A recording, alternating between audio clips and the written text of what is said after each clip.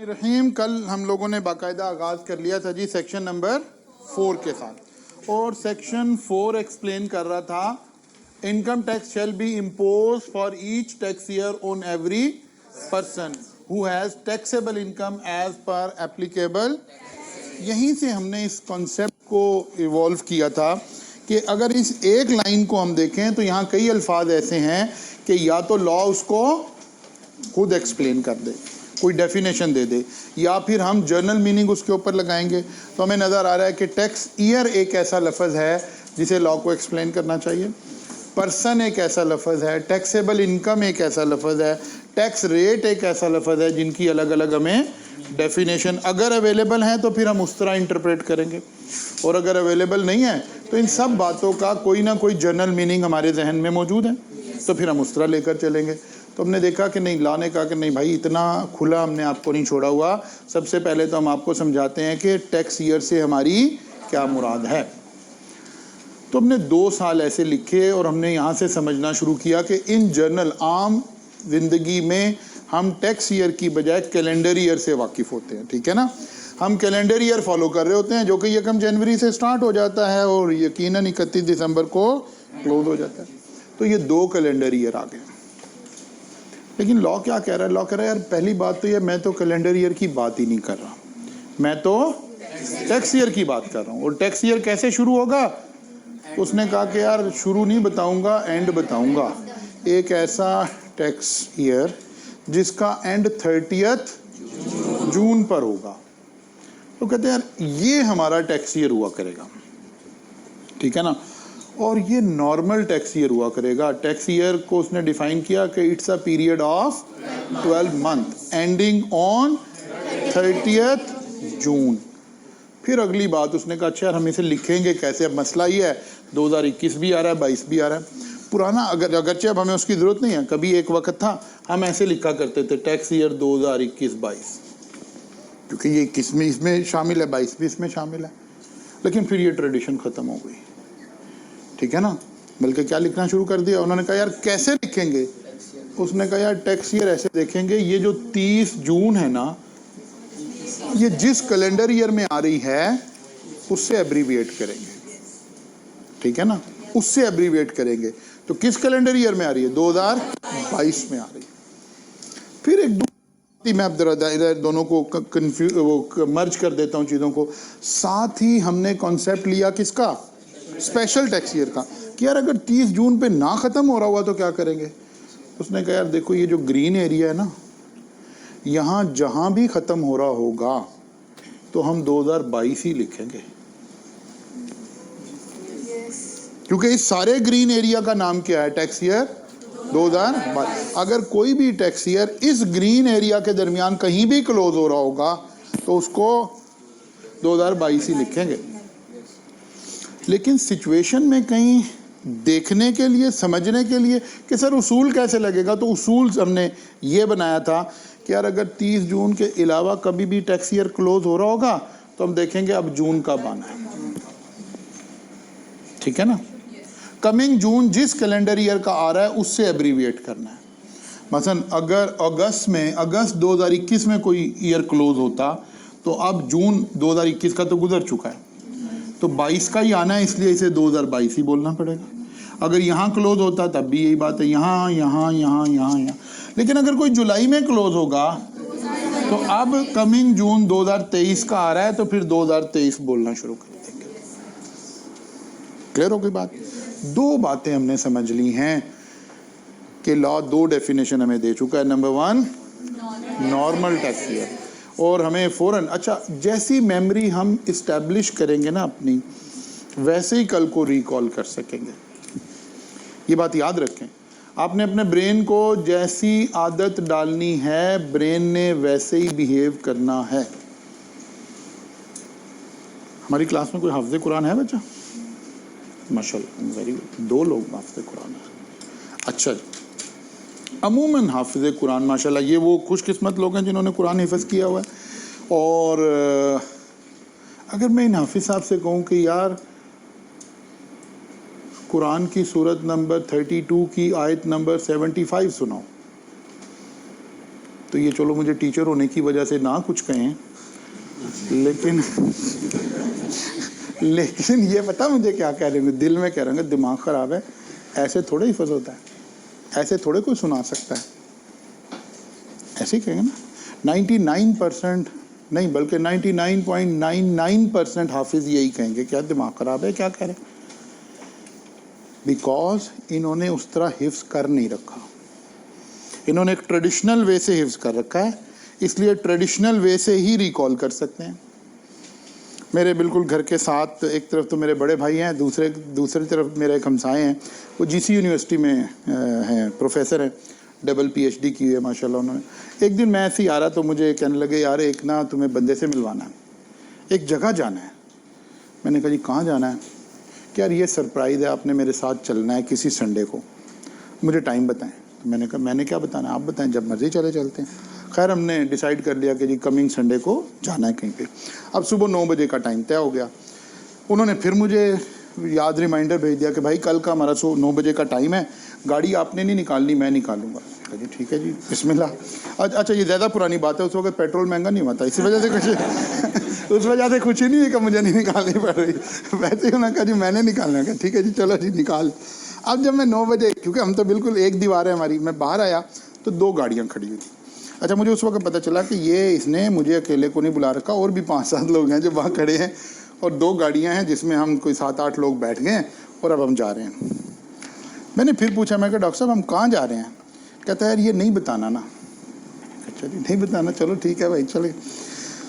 हमें चल गए वो ये लाहौर के वो वाला शाद बाग और समथिंग, पता नहीं उस तरह का, वो मेरा तो वो इलाका इतना देखा हुआ भी नहीं था। बहरहाल वहाँ अंदर हम गलियों में और ऐसे जाते जाते वहाँ मुझे जब हम वहाँ चले गए तो समझ आई कि इसने क्यों कहा था आपने गाड़ी नहीं निकालनी, क्योंकि वो छोटी गाड़ी और जाने की जगह थी। तो वो खैर एक जगह जाकर रुक गए, वहाँ से उतरे, हम पैदल चले और आगे एक ऐसे 5 मरले का घर टाइप थी एक जगह, वहाँ हम एंटर हो गए। जब एंटर हुए तो पता चला ये एक मदरसा है। अच्छा मेरी सारी ज़िंदगी मदरसों में गुजरी, मेरे वालिद साहब एक मदरसे के अकाउंटेंट थे। और मैं कि यार मुझे मदरसा दिखाने ले आया, मेरी तो पैदाइश मदरसे के अंदर की है, मैंने सारी ज़िंदगी मदरसे ही देखे, तो मुझे कहाँ ले आया। खैर मैं ये दिल में सोच रहा हूँ, मैंने डॉक्टर साहब को नहीं कहा मैं ऐसे सोच रहा हूँ। खैर अंदर गए तो एक ऐसे कमरा, वो जैसे मदरसे का माहौल होता है, नीचे उन्होंने रेहल रखी हुई कुरान पाक की, ऐसे हमें बिठा दिया और वहाँ के जो नाजिम थे उन्होंने हमें ज़रा वेलकम किया अच्छे तरीके से और बिठा दिया। अब हम ये 8 या 10 लोग बैठे हुए हैं और उन्होंने एक अपने उस्ताद को बुलाया, उन्होंने कहा यार किसी एक क्लास को भेज दो ज़रा।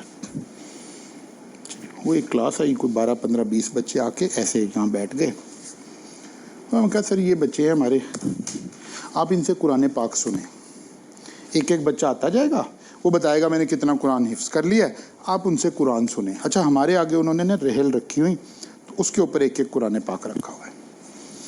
अब हमें समझ ही नहीं ये हो क्या रहा है, क्योंकि इसका कोई कॉन्टेक्स्ट तो हमारे दिमाग में नहीं था। अब हमने ऐसे क्या, हमने कहा अच्छा बेटा ये सुनाओ ये सुनाओ। फिर वो जो नाजिम थे वो आए, उन्होंने कहा नहीं हम ये नहीं कह रहे आप इनसे ऐसे कुरान सुने, मैं बताता हूँ आप कैसे कुरान सुने। उन्होंने कहा जनाब आप ऐसे कुरान सुने, इन्हें कहें जी सूरत नंबर 1 की आयत नंबर 75 सुनाओ, आयत नंबर 90 सुनाओ, ये बच्चा आपको सुनाएगा। हमने कहा ऐसे कैसे सुनाएगा? खैर हमने सुनना शुरू किया तो वो तो बच्चा तो टक टक ठक ठक बोले जनाब, एक बच्चा दूसरा बच्चा। अच्छा कोई एक बच्चा होता ना तो हम बड़े आराम से, जो टीचर लोग हैं ना, हम कहते हैं यार क्या अल्लाह ने सलाहियत दी है बच्चे को, हम ये कह के अपने आप को बचा लेते ठीक है ना। वो सारे ही बच्चे वैसे हैं, इसका मतलब है अल्लाह की सलाहियत का मसला नहीं है, कोई मेथडोलॉजी का फ़र्क है। उस मदरसे में जितने लोग पढ़ रहे हैं सब ऐसे हैं, किसी ने पूरा कुरान हिफ्ज़ किया हुआ, उसे पूरा कुरान ऐसे याद है। आप जो मर्ज़ी सूरत नंबर, आयत नंबर जो मर्ज़ी पूछें, जैसे मर्ज़ी पूछें, वो बच्चा सुना रहा है। खैर बड़े हम इम्प्रेस हुए, लेकिन वो जो मौलवी साहब बार बार इंटरवीन करें और हमारी हैरत पहले से डबल हो जाए। मसलन आप सबको सूरह अल-हम्द शरीफ तो हमें सबको याद है ना, नमाज में पढ़ते हैं। अब ज़रा देखिए मैं आपको एक टास्क देने लगा हूँ, आप सूरह अल-हम्द शरीफ ऐसे पढ़ें कि आपने हर आयत का सिर्फ पहला लफ्ज़ बोलना है, पूरी आयत नहीं पढ़नी। नहीं पढ़ सकेंगे हम, नहीं पढ़ सकेंगे। उस हाफिज़ को कहें कि यार आप सूरह बकरा सुनानी शुरू करो, लेकिन आयत का पहला लफ्ज़ बोलना है आपने सिर्फ, वो पूरी सूरह बकरा सुनानी शुरू कर देता है, सिर्फ पहला लफ्ज़ बोलता है। आप कोई आयत पढ़े, उसे कहें इसका तर्जुमा बता, वो तर्जुमा बताता है। आप तर्जुमा पढ़ें, वो आयत बताता है।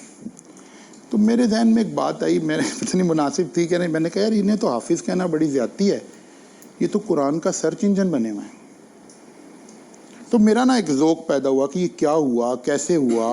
फिर मैं उस इदारे के साथ काफ़ी देर अटैच रहा, मैंने सीखा। मैं उन वाली बातों को कई इम्प्लॉयडली अपनी क्लास में इस्तेमाल करता हूँ। मैंने वहाँ से देखा कि यार नहीं, जब हम मेमोरी इस्टेब्लिश करते हैं ना, उस वक़्त जैसे इस्टेब्लिश करते हैं वैसे ही रिट्रीव कर सकते हैं।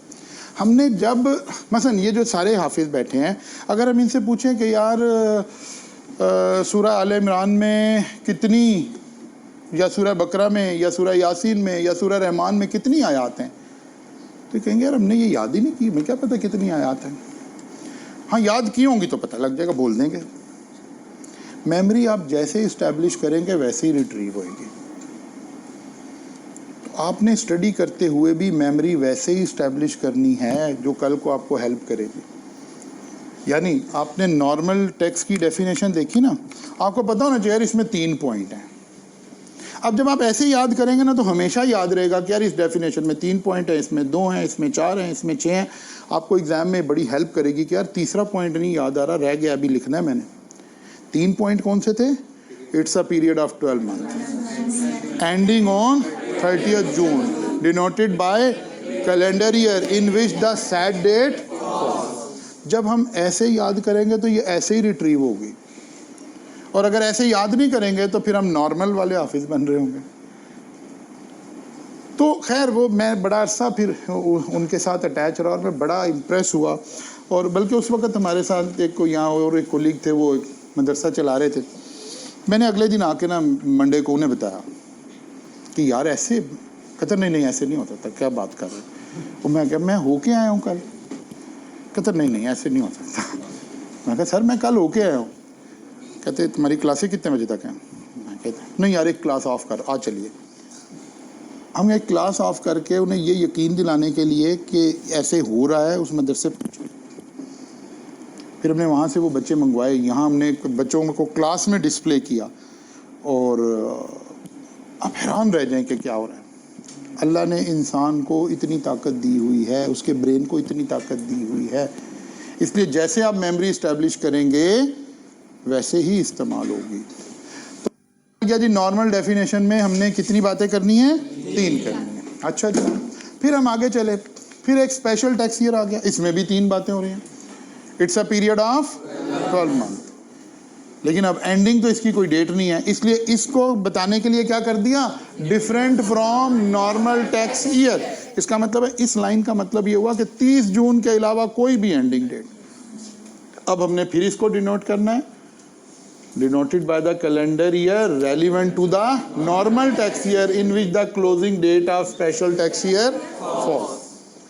जहां क्लोजिंग डेट फॉल करेगी, इसका मतलब यह है अगर इस ग्रीन एरिया में फॉल करेगी तो फिर 2022 ही लिखेंगे, और अगर इस ग्रीन एरिया से यहाँ फॉल करेगी तो, और अगर यहाँ फॉल करेगी तो, इसका मतलब है अब जब एग्जामिनर कोई सिनेरियो बना के देगा तो आप इंशाल्लाह ताला उसको सॉल्व कर लेंगे, बता देंगे कि इसका ये टैक्स ईयर है।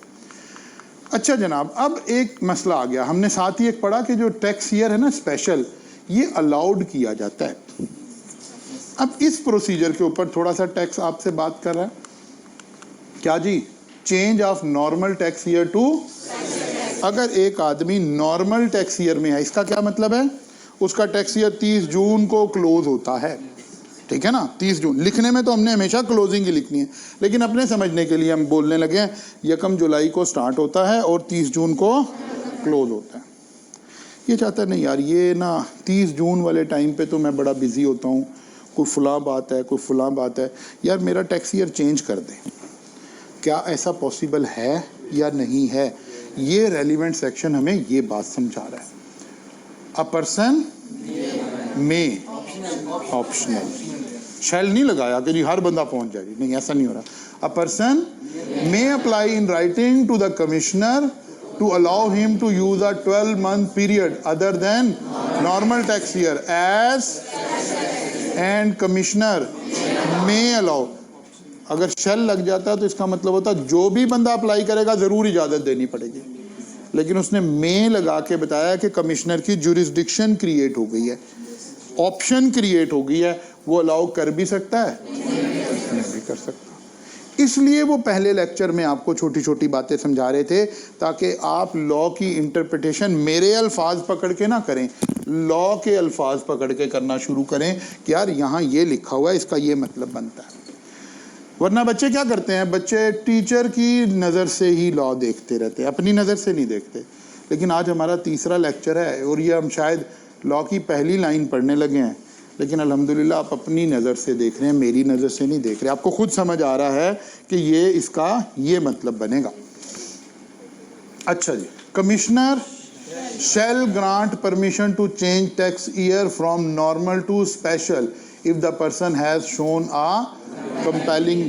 अगर पर्सन साबित कर दे कि उसकी कंपेलिंग नीड है तो फिर कमिश्नर के लिए क्या ला ने लफ्ज़ लगा दिया, अब शैल लगा दिया, ठीक है ना। फिर the commissioner may impose condition while giving permission. अगर परमिशन देनी है, कंपेलिंग नीड मैंने साबित कर दी है, तो फिर कमिश्नर को इजाज़त देनी पड़ेगी। हाँ, उस इजाज़त देने से पहले कमिश्नर कोई कंडीशन लगाना चाहता है। किस तरह की कंडीशन, क्या चलो आगे से तो ऐसा हो गया ना, ये वाली रिटर्न पहले फाइल करके आओ तो फिर मैं ऐसा कर देता हूँ आपको। कोई और कंडीशन, यार आपका फलां टैक्स ईयर का ना टैक्स पेएबल रहता है, पहले वो टैक्स जमा कराओ ना फिर कर देता हूँ। कोई कंडीशन लगा दी। कोई बच्चा आ गया कि सर ये मसला है, मेरे पास ही आ गया, मैंने कहा अच्छा बेटा आप ऐसा करो ना, ये आपकी इंस्टॉलमेंट ड्यू है, पहले ये जमा करा के आओ फिर मैं आपका ये काम कर देता हूँ। कंडीशन लग गई, ठीक है ना।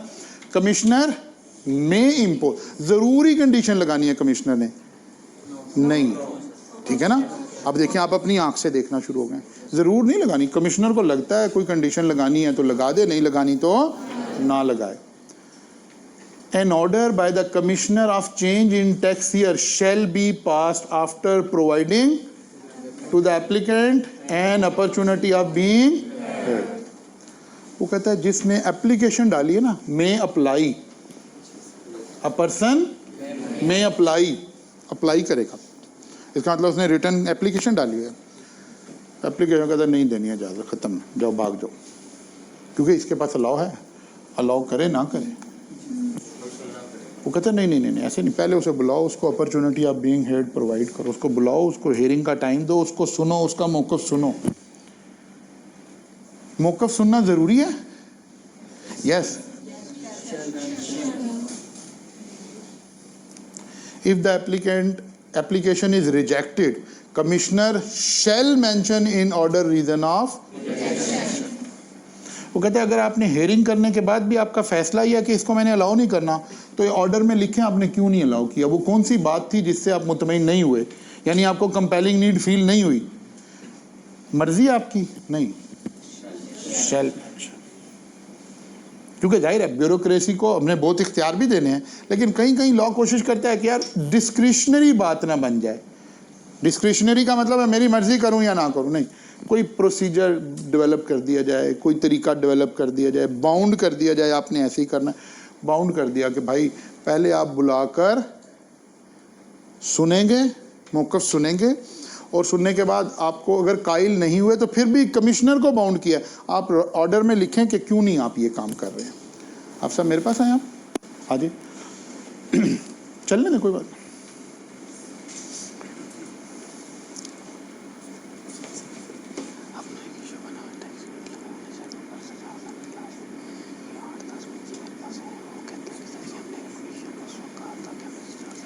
हाँ अभी नहीं रोकें, कोई बात नहीं, कोई बात नहीं, डालना अभी करते हैं उसको। बात समझ आ रही है। An order by commissioner of change in tax year shall be passed after providing to applicant an opportunity of being heard. If the application is rejected, तो फिर क्या करना पड़ेगा, commissioner shall mention in order the reason for rejection. The commissioner may by order, after providing an opportunity of being heard, withdraw the permission granted regarding change in tax year. वो कहता है पहला यहाँ तक कहानी पूरी हो गई कि परमिशन मिलेगी कैसे, भाई आप अप्लाई करेंगे, कमिश्नर आपको opportunity of being head provide करेगा, आपने उसमें साबित करना है कि आपकी कंपेलिंग नीड है। कमिश्नर अगर मुतमईन हो गया तो अलाउ कर देगा, ऑर्डर पास करेगा राइटिंग में, और अगर उसने नहीं इजाज़त देनी तो तब भी ऑर्डर पास करेगा राइटिंग में, और रीज़न भी लिखेगा कि भाई मैं क्यों नहीं इजाज़त दे रहा। ये कहानी तो ख़त्म होगी। अब इजाज़त मिल गई है, आपका नॉर्मल टैक्स ईयर की बजाय कौन सा शुरू हो गया? Special tax year. Special tax year शुरू हो गया, ठीक है ना। अब स्पेशल टैक्स ईयर चल रहा है 1 साल, 2 साल, 3 साल। किसी वक्त कमिश्नर को लगता है कि नहीं यार, ये बंदे को उस वक्त कंपेलिंग नीड थी, अब नहीं रही है।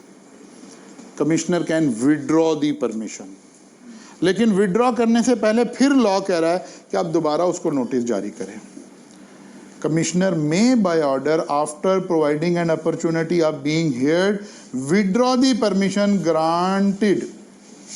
अब इस मे का मतलब है कि ये चाहे तो विड्रॉ करे, इसका ये मतलब नहीं है कि चाहे तो बुलाए कि ना बुलाए, नहीं, अगर विड्रॉ करना है तो दोबारा opportunity of being head provide करे, ताकि उसको मौका मिले, वो फिर कह सके कि नहीं भाई मुझे तो यहीं रहना है, ये मेरी कंपेलिंग नीड है।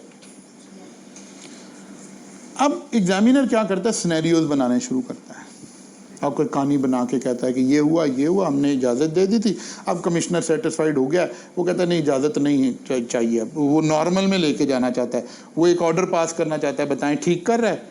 हम कहेंगे कि नहीं ठीक नहीं कर रहा, कमिश्नर को इख्तियार तो है, लेकिन उसको अपॉर्चुनिटी ऑफ बीइंग हेड पहले प्रोवाइड करे, उसके बाद विड्रॉ करे। ठीक हो गई बात? An order of change in tax year shall take affect from first day of special tax year. ये वाली बात अभी मैं एक्सप्लेन करता हूँ, हमने एक आगे स्पेशल टैक्स ईयर की बात एक करनी है, उसके साथ अटैच करूँगा। इसकी बात अभी नहीं, ये लाइन नहीं मैंने भी आपको एक्सप्लेन की। A person dissatisfied with the order of the commissioner। क्यों डिससेटिस्फाइड हुआ? उसने अप्लाई किया था, कमिश्नर ने लिख कर बता दिया कि नहीं भाई आपको नहीं इजाजत, ठीक है ना, उसने अप्लाई किया था, आप कमिश्नर ने डिसअलाउ कर दिया, लिखा है उसने, रीजन लिखी है, लेकिन मैं उसकी रीजन से कायल नहीं हूं, मेरे पास अब क्या अपॉर्चुनिटी है? A person dissatisfied with any order of commissioner may file a revision application to the board. The decision by the board shall be final. वो कहता है a person dissatisfied with any order का मतलब है ऊपर 2 order का जिक्र हो रहा है, इसलिए उसने any का लफ्ज लगाया। एक ऑर्डर था जब आपने अप्लाई किया था, उसने रिजेक्ट कर दिया। एक तो ये ऑर्डर अंडर डिस्कशन हो सकता है जिससे आप डिससेटिस्फाइड हो। एक कमिश्नर को बाद में लगा कि यार नहीं बस बहुत हो गया, अब आपको फर्दर हमने स्पेशल टैक्स ईयर में नहीं रखना, उसने आपको opportunity of being head provide की और ऑर्डर विड्रॉ कर लिया। एक ये ऑर्डर है, 2 ऑर्डर ऊपर डिस्कस हो रहे हैं ना, एक पहली अप्रूवल वाला हो सकता है रिजेक्शन हुई हो, एक हो सकता है अप्रूवल देने के बाद विड्रॉ कर लिया गया हो, इसलिए उसने लिखा a person dissatisfied with any of the commissioner may file a review application to the board. Board mean Federal Board of Revenue. उसने बोर्ड में अप्लाई किया, यानी इसकी हायर अथॉरिटी के पास चला गया, तो उसे लगा कि यार ये मेरे साथ कमिश्नर ना पर्सनल हो रहा है, तो हालांकि मेरा हक तो बनता है, वो बोर्ड में चला गया, FBR चला गया।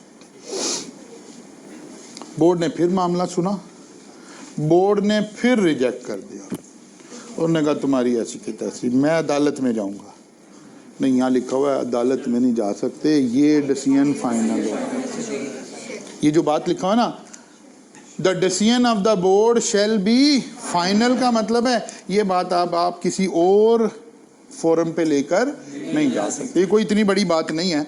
आप चाह रहे थे कि आपका टैक्स ईयर कोई और 12 मंथ हो जाए, लेकिन कमिश्नर सेटिस्फाइड नहीं है, आपको एक अपॉर्चुनिटी दे दी कि आप कहाँ चले जाएं, क्योंकि इंसाफ का ये बुनियादी उसूल है कि किसी भी शख्स के खिलाफ कोई फैसला आए तो उसकी रिव्यू पिटीशन की जा सके, तो कम से कम एक फोरम तो देना पड़ेगा, वरना इंटरनेशनल इंसाफ के उसूलों के मुताबिक कि नहीं होगा।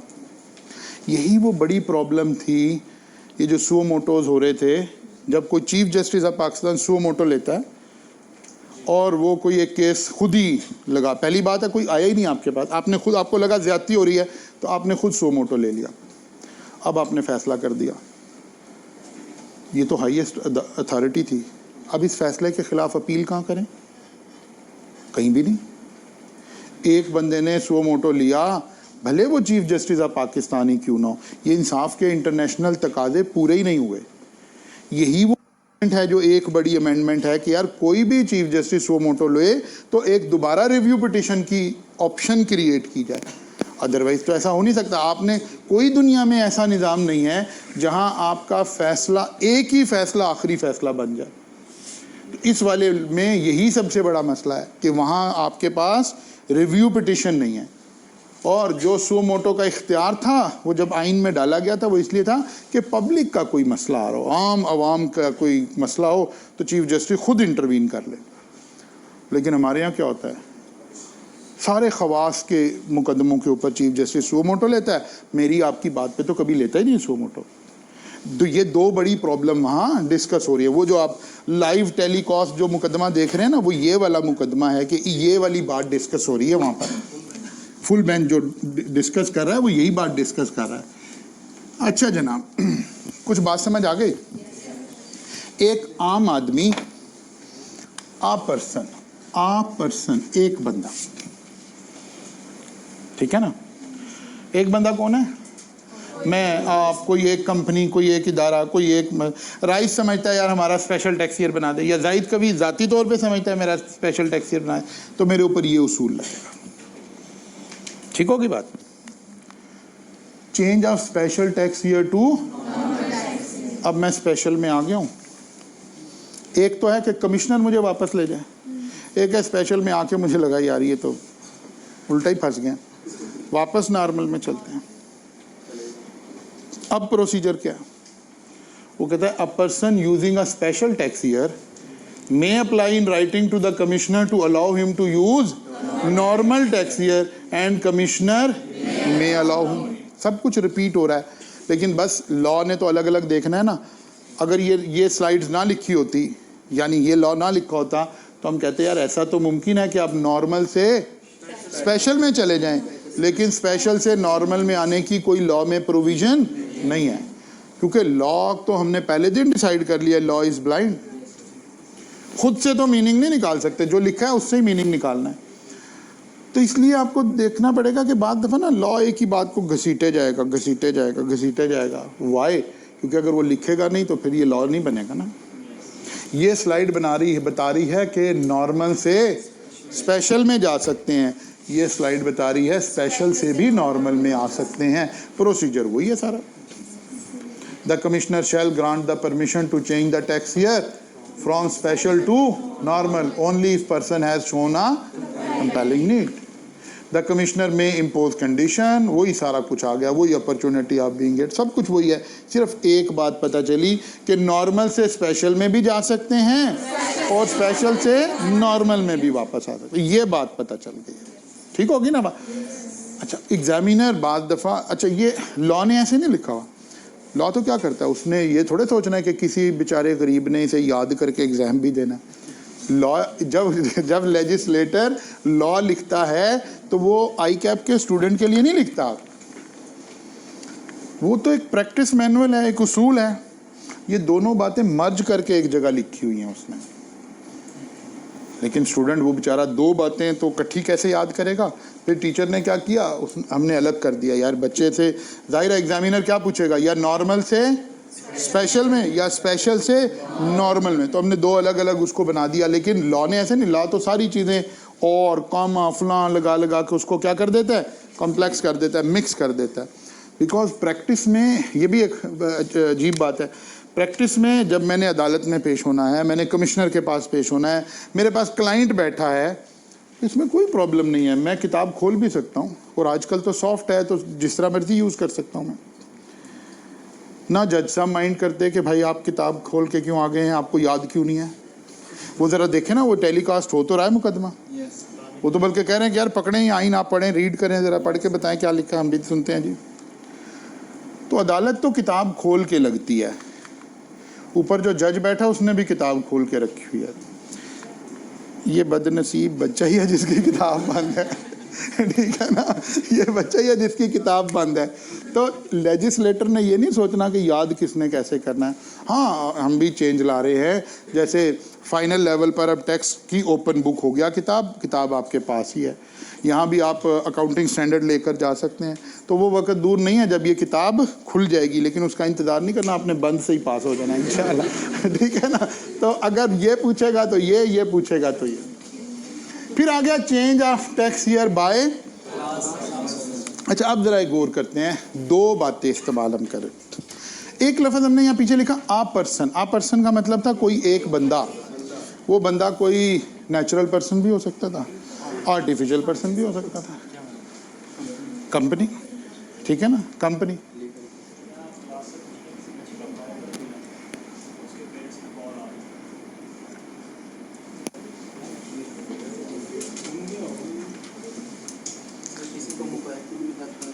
क्लास में से किसी को मोबाइल तो नहीं मिला भाई इस क्लास में से? अपने अपने निकाल के देख रहे, तुम्हारा है मौजूद याद देखो। अच्छा जी, अब एक लफ्ज़ हमने सीखना है, क्लास ऑफ पर्सन।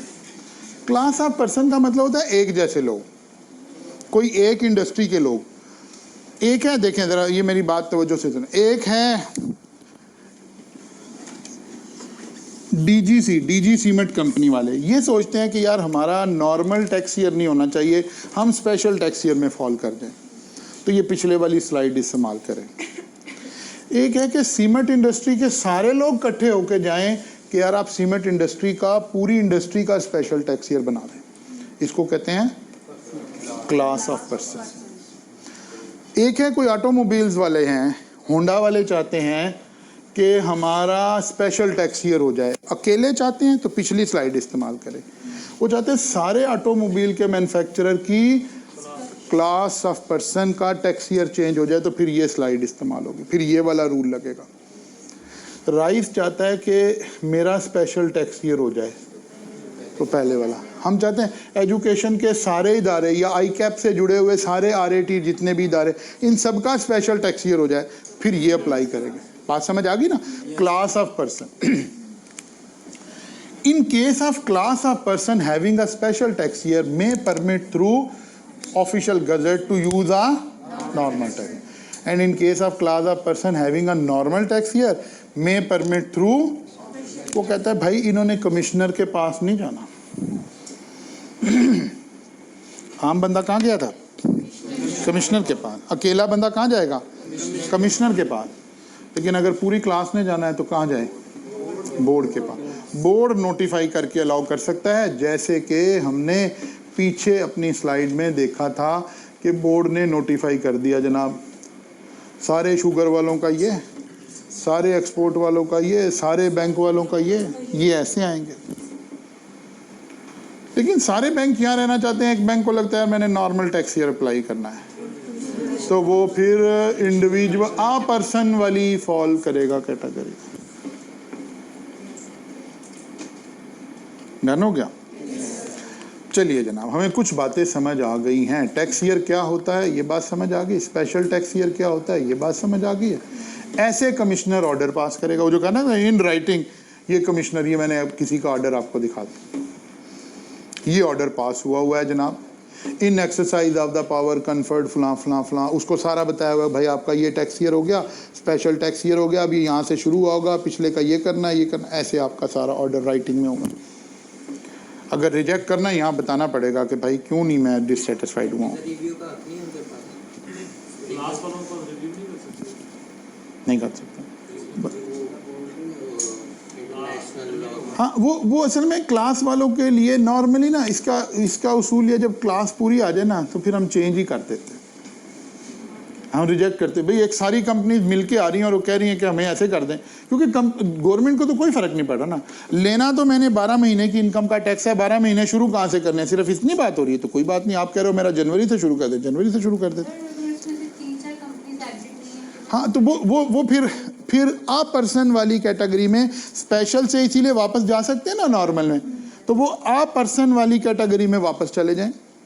मतलब ये सारे जो भी हम देख रहे थे, ये सारे शुगर वाले बैठे हैं ना, इनमें से किसी शुगर कंपनी को लगे कि यार नहीं मैंने नॉर्मल टैक्स ईयर में जाना है, तो वो आ पर्सन वाली कैटेगरी में फॉल करके वापस चला जाए, नॉर्मल में चला जाए। ये ऑप्शन अवेलेबल है, एक इंडिविजुअल के पास ऑप्शन अवेलेबल है, ठीक है ना। अच्छा, यहाँ वैसे भी गौर करें, यहाँ वैसे भी गौर करें कि जो क्लास ये है क्लास ऑफ पर्सन, यहाँ ये नहीं लिखा हो कि ये अप्लाई करें, क्या लिखा हुआ है? बोर्ड को इख्तियार दिया है, in case of class of person having special tax year may permit through official gazette to use normal tax year. Law नहीं कर, आप एप्लीकेशन लेकर आओ, राइटिंग में आना है तो फलां करेंगे तो फिर हम आपको अपॉर्चुनिटी ऑफ बीइंग हेड, यहाँ कोई नहीं, यहाँ तो बोर्ड की पावर बताई जा रही है कि वो किसी क्लास को स्पेशल में ले जाए, स्पेशल से नॉर्मल में ले जाए। आप स्पेशल में ले गए, इंडिविजुअल कोई वहाँ नहीं रहना चाहता, वो आप पर्सन वाली कैटेगरी में अपने आप को क्या कर ले, वापस ले जाए। बात समझ आई है? अच्छा जी, ऐसे ऑर्डर राइटिंग में हम पास कर देंगे। अब एक आखिरी छोटी सी बात करके, ये क्या लिखा हुआ है? Transitional tax year. मसलन ये देखिए, एक बंदा हमारे पास था और उसका नॉर्मल टैक्स ईयर चल रहा था। कौन सा नॉर्मल टैक्स ईयर चल रहा था? फर्ज करें 1 जुलाई 2020 से लेकर 30 जून 2021 तक उसका नॉर्मल टैक्स ईयर था। उसने कहा यार मुझे स्पेशल टैक्स ईयर में ले जाएं और मेरा टैक्स ईयर शुरू करें 1 अक्टूबर 2021 से लेकर 30 सितंबर 2022 तक। ठीक है ना? क्या इस बंदे को ये कहने का इख्तियार है? तो बिल्कुल है।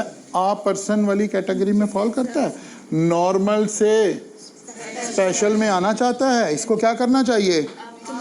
कमिश्नर को अप्लाई करे राइटिंग में। कमिश्नर को क्या करना चाहिए? इसे opportunity of being head provide करे। अगर सेटिस्फाइड हो जाए तो इसे कहे यार जनाब ठीक है, आप ये यूज़ कर लें, और अगर रिजेक्ट करना है तो रीज़न मेंशन कर दें। अगर उसने रिजेक्ट कर दिया तो इसके बाद फिर ऑप्शन आ गई है, कहाँ चला जाए?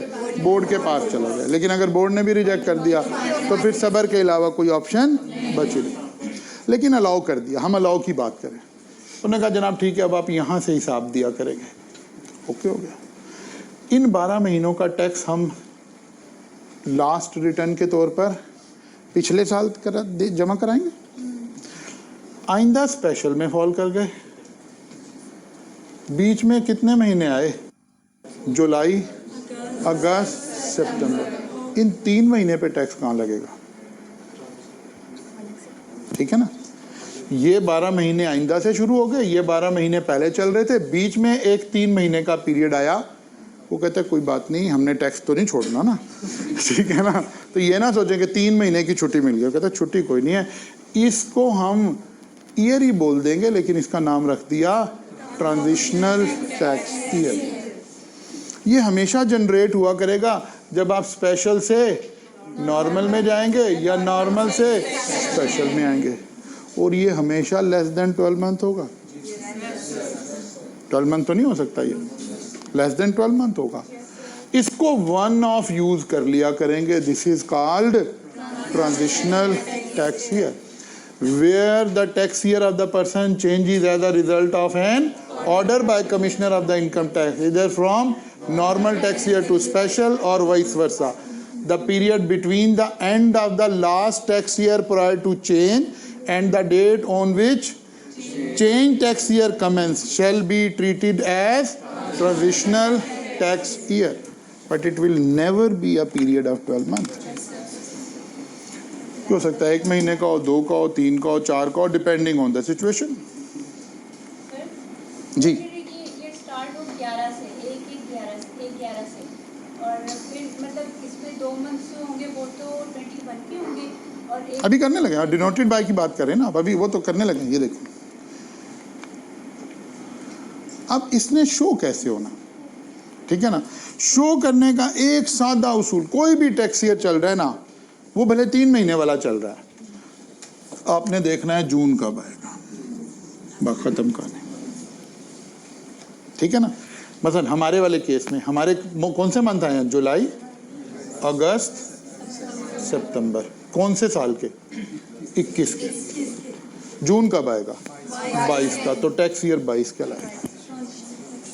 टैक्स ईयर को देखने का सबसे आसान टोटका ये है जून कब आएगा, बस दैट्स इट। ठीक है ना, सबसे आसान टोटका ये है। ये नॉर्मल टैक्स ईयर पे भी लग जाएगा, स्पेशल पे भी लग जाएगा, ट्रांजिशन पे भी लग जाएगा। नॉर्मल पे कहेगा जून कब आएगा, कहता भाई आया खड़ा है, तुम किसको ढूंढ रहे हो, क्योंकि वही है। और स्पेशल में हम अभी देख कर आए हैं, और यहाँ भी ऐसे ही देखना है। ठीक होगी बात। अब मसलन एग्जामिनर ना आपको ऐसे कोई एक टैक्स ईयर दे देता है, वो कहता है भाई ये टैक्स ईयर यहाँ से शुरू हुआ यहाँ ख़त्म हुआ, बताइए कौन सा टैक्स ईयर है। हमने सबसे पहले देखना है क्या ये जून पे क्लोज हो रहा है, इसका मतलब है नॉर्मल तो नहीं है। फिर हमने दूसरी बात देखना, अच्छा एक और तरीके से भी देख सकते हैं। सबसे पहले देखें क्या ये 12 मंथ की बात हो रही है, इसका मतलब है या नॉर्मल है या स्पेशल है। अगर 12 मंथ की बात हो रही है तो या नॉर्मल है या स्पेशल है। दूसरी बात, क्या जून पे एंड हो रहा है, नॉर्मल नहीं है, स्पेशल हो गया। अब रह जाएगा यार एब्रीवेट कैसे करना है, तो देखना है जून कब आएगा। कहाँ खड़े हैं, अब जून कब आएगा, 21 में आएगा, तो स्पेशल टैक्स ईयर है और टैक्स ईयर 2021 कहलाएगा। बात समझ आ रही है। वो कहते हैं भाई ये एक टैक्स पीरियड है। सबसे पहले देखें क्या 12 मंथ है। 12 मंथ का कैसे पता चलेगा, देखिए यकम जनवरी से शुरू हो रहा है, तो पिछले महीने जनवरी से पहले दिसंबर आता है, उसके आखिरी दिन क्लोज होना चाहिए था। ठीक है ना, तो 12 मंथ पूरे हो गए, गिनने ना बैठ जाना वहाँ। ठीक है ना, ऐसे 12 मंथ का पता चल जाया करेगा। क्या जून पे क्लोज हो रहा है, तो पता चला स्पेशल टैक्स ईयर है। अब जून कब आना है, 21 में आना है। ठीक हो गई बात। 4 से पीछे 3 का लास्ट है, 12 मंथ है। 12 मंथ देखना, ऐसे गिने 12 मंथ है। क्या जून पे क्लोज हो रहा है, नहीं हो रहा, तो इसका मतलब स्पेशल टैक्स है।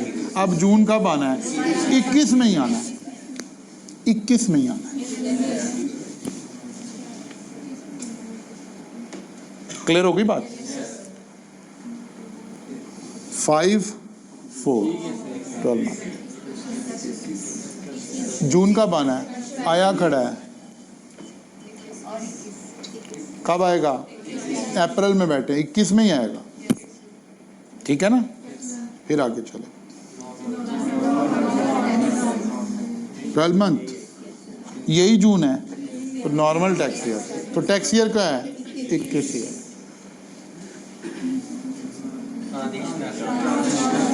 चार से शुरू हुआ 6 पे खत्म। ठीक है ना, जून कब आएगा, जून ही है, ऐसे पता चल जाया करेगा। अगर आपका क्या ख्याल है, कुछ समझ आ रही है कि नहीं आ रही है?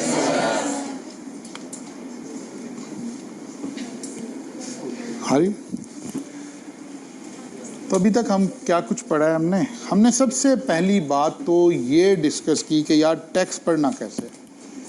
हमने कहा यार देखो छोटे छोटे से अल्फाज हैं, कोई बहुत बड़े कारनामे नहीं हैं, छोटे छोटे से अल्फाज हैं। 3 अल्फाज हमने पहले एक सीखे कि यार डेफिनेशन में या लफ्ज़ मीन आ जाएगा या इंक्लूड आ जाएगा या दोनों ही आ जाएंगे। ठीक है ना, फिर हमने मे और शेल का लफ्ज़ इस्तेमाल कर लिया। फिर हमने एक notwithstanding and subject to को सीख लिया। कुछ चीज़ें हम पीछे छोड़ कर आए हैं, वक्तन फ़वक्तन उन्हें साथ लाते रहेंगे, लेकिन लॉ हमेशा अपनी आंखों से पढ़ना है आपको। ये नहीं कहना कि सर ने ये बताया, ये नहीं कहना, सर ने कुछ नहीं बताया। सर का काम है कि आपको इस काबिल करे कि आप खुद से पूछें कि यार ये मैं क्यों कह रहा हूँ, यहाँ क्या लिखा हुआ है, यहाँ से पढ़े, यहाँ से इंटरप्रेट करना है। ये वो एक चेंज है जो आपको इस क्लास में मिलेगी अल्लाह ने चाहा तो। फिर कोई चेंज आएगी, कोई बात आएगी, कोई पॉलिटिकल बात भी डिस्कस हो रही होगी, आपकी हॉबी, आपकी हैबिट पता क्या डेवलप होगी कि यार ज़रा 1 मिनट में पहले खुद पढ़ लो। फिर आपको पता चलेगा यार ये जो सारे मीडिया पे बैठे हैं, ये जो फलां है, ये तो यार हमें बहुत धोखा देते हैं, बहुत गलत बातें करते हैं। तो आप हमेशा कहेंगे यार नहीं नहीं, कोई मैं कमेंट करने लगा ना तो उससे पहले मैं 1 मिनट ज़रा खुद सेक्शन पढ़ लूँ क्या लिखा हुआ है।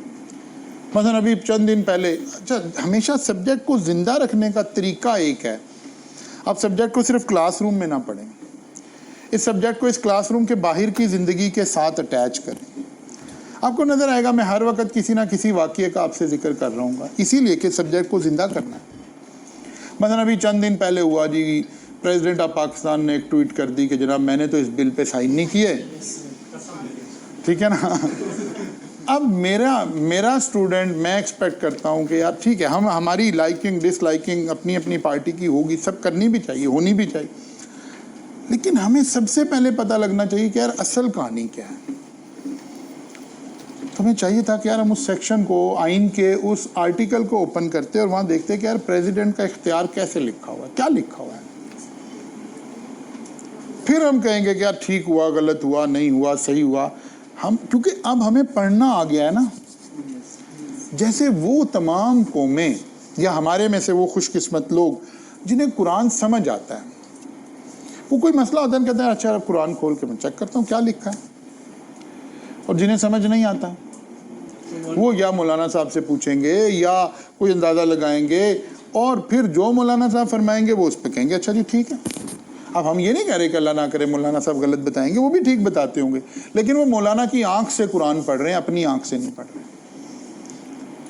हम कह रहे हैं आपने लॉ अपनी आंख से पढ़ना है, मेरी आंख से नहीं पढ़ना। आप क्लास में इसलिए नहीं आए कि आपने मेरी आंख से लॉ पढ़ना है, आपने अपनी आंख से पढ़ना है। ये 3-4 दिन का एक हमारा मेहनत है, फिर आपने ट्रैक पे आ जाना है और फिर आपको एक वक्त आएगा आपको लगेगा अच्छा सर ये चैप्टर, सर ये हम खुद भी पढ़ लेंगे, इसमें क्या मतलब, बिकॉज आपको पढ़ना जो आ जाएगा। वो टेबूज हमने तोड़ देना है जहां हम सोच के बैठे हुए हैं कि यार टीचर खड़ा होगा पढ़ाएगा तो मुझे समझ आएगी। नहीं नहीं, जैसे ही आपको लॉ पढ़ना आ जाएगा ना तो इसमें टीचर का तो बहुत रोल भी कोई नहीं है। ये डरेंगे सारे टीचर ये बात कहते हो, क्योंकि ये ज़रा बराह रास्त कॉन्फ्लिक्ट ऑफ इंटरेस्ट है, ये मेरे बिजनेस को अफेक्ट कर सकता है कि मैं कह रहा हूँ यार अगर आपने लॉ पढ़ना सीख लिया है तो फिर टीचर की कोई बड़ी ख़ास ज़रूरत कोई नहीं है।